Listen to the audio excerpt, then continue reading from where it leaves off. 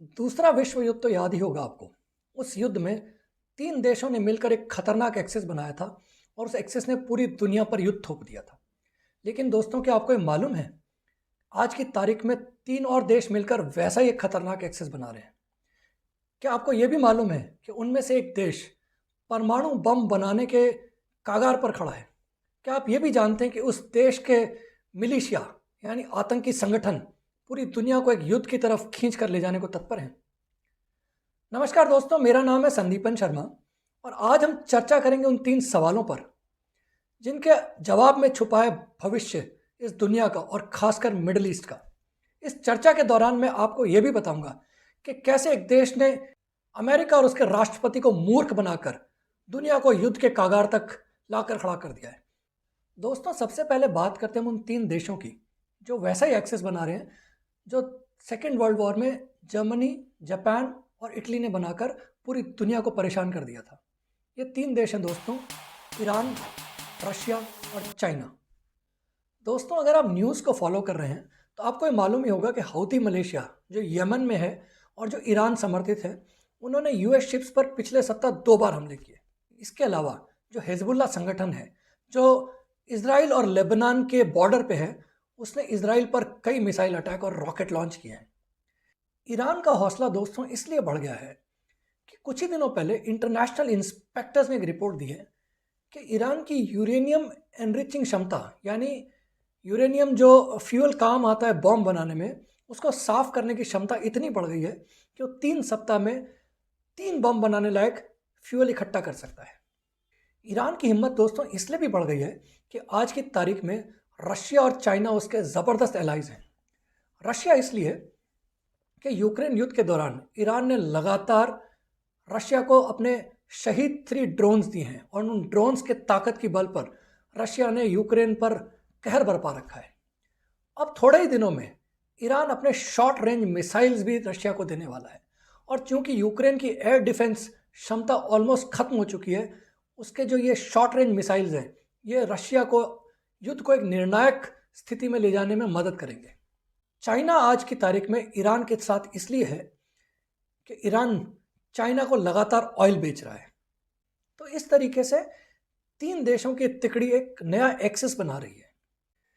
दोस्तों, ईरान का nuclear programme बहुत दिनों से चल रहा है और अमेरिका की हमेशा से ये कोशिश रही है कि वो इस प्रोग्राम को रोक तो सकता नहीं, लेकिन उसको डिले कर दे।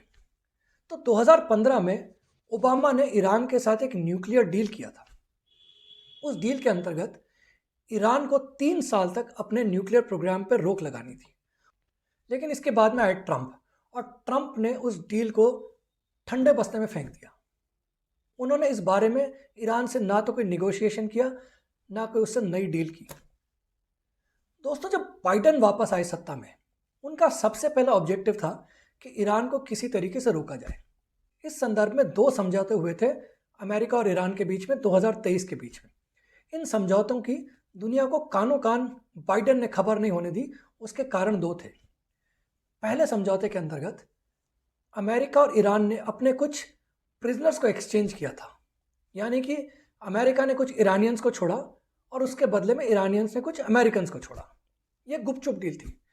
इसके अलावा अमेरिका ने $6 बिलियन ईरान को दिलवाए। कैसे दिलवाए दोस्तों? साउथ कोरिया के थ्रू कतार के एक बैंक में डलवाकर। इसके अलावा एक अनरिटन डील और भी थी कि ईरान अपने न्यूक्लियर प्रोग्राम को आगे नहीं बढ़ाएगा। दोस्तों, ईरान ने उस वक्त तो हाँ कर दी, लेकिन वो अंदर ही अंदर गुपचुप तरीके से अपने यूरेनियम को साफ करने का प्रोग्राम चलाता रहा। इस पूरी स्थिति को समझने के लिए दोस्तों हमें 2 चीज़ों के बारे में थोड़ा और विस्तार से जानना पड़ेगा। पहला है हिजबुल्लाह के बारे में। हिजबुल्लाह दोस्तों ईरान समर्थित एक मिलिशिया यानी आर्म्ड ग्रुप है। उसकी अपनी एक सेना है। यह मिलिशिया होने के साथ साथ लेबनान की पॉलिटिक्स में भी दखल रखता है और वहाँ चुनाव भी लड़ता है। तो आप ऐसे समझ सकते हैं कि हिजबुल्लाह एक आतंकी संगठन भी है, एक सेना भी और एक पॉलिटिकल पार्टी भी है। अब ये हिजबुल्लाह इंपॉर्टेंट क्यों है? हिजबुल्लाह दोस्तों इसलिए इंपॉर्टेंट है कि इसने इजराइल के ऊपर करीब करीब 1.5 लाख मिसाइल्स तान रखी है और इन मिसाइल के हमले द्वारा वो किसी भी दिन इजराइल पर कहर बरपा सकता है। इन मिसाइल्स के अलावा हिजबुल्लाह की एक ट्रेंड आर्मी है, उसको कहते हैं राडवान फोर्स। ये फोर्स ट्रेंड है किसी भी दूसरे देश में जाकर बॉर्डर क्रॉस करके वहाँ युद्ध लड़ने के लिए।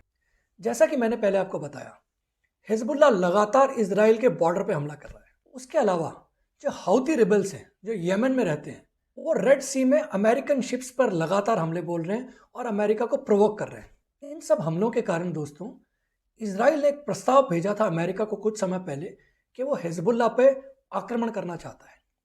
उसका यह मानना था कि हिजबुल्लाह अंततोगत्वा यानी अल्टीमेटली इजराइल पे हमला करेगा और इजराइल चारों तरफ से घिर जाएगा।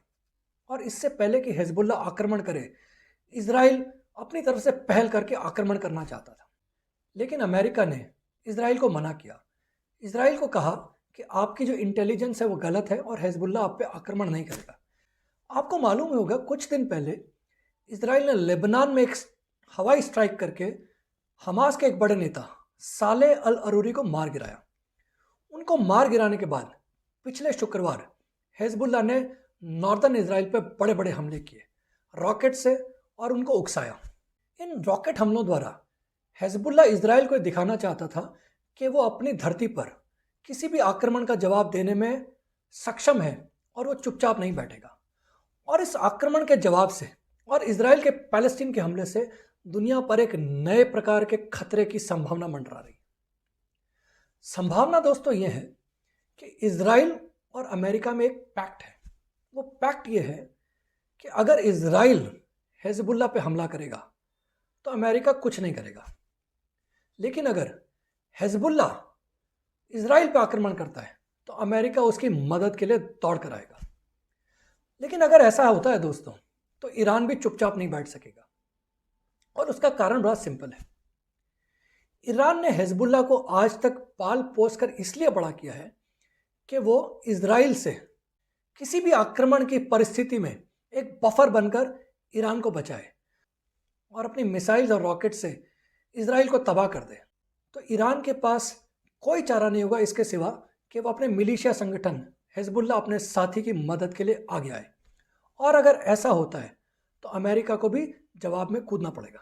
इस टकराट की संभावना इसलिए भी बढ़ रही है दोस्तों कि इजराइल का ऑपोजिशन लगातार ये मांग कर रहा है कि वो ऑक्टोपस का जो हेड है उस पर सीधा हमला करे, ना कि उसके टेंटिकल्स यानी हाथों को काटे।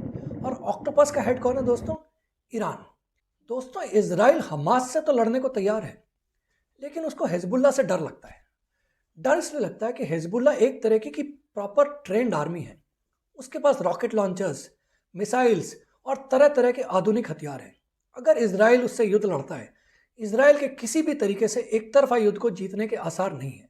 उसको बिना मदद के वो युद्ध में हिजबुल्लाह से किसी भी तरीके से टक्कर नहीं ले सकता है। और इस कारण आज दुनिया पर भयानक खतरे के बादल मंडरा रहे हैं। इसलिए दोस्तों कि अगर हिजबुल्लाह और इजराइल की लड़ाई होती है और उसमें ईरान कूद पड़ता है, तो अमेरिका को भी अपने एलाई का साथ देने आना पड़ेगा। और उस स्थिति में रशिया और चाइना का क्या रिस्पॉन्स होगा, उस पर डिपेंड करेगा दुनिया का भविष्य और मिडिल ईस्ट के युद्ध का फ्यूचर। तो दोस्तों, क्या मिडिल ईस्ट में एक भयानक जंग छिड़ने वाली है? क्या हिजबुल्लाह के जो हमले हो रहे हैं इजराइल पे, उसका जवाब देने को इजराइल को मजबूर होना पड़ेगा? और क्या उस जवाबी हमले के कारण अमेरिका को भी उस युद्ध में शामिल होना पड़ेगा?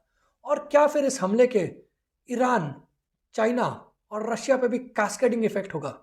इस बात का जवाब आज देना मुश्किल है, लेकिन बहुत जल्दी हमें पता लग जाएगा कि युद्ध किस दिशा में जा रहा है।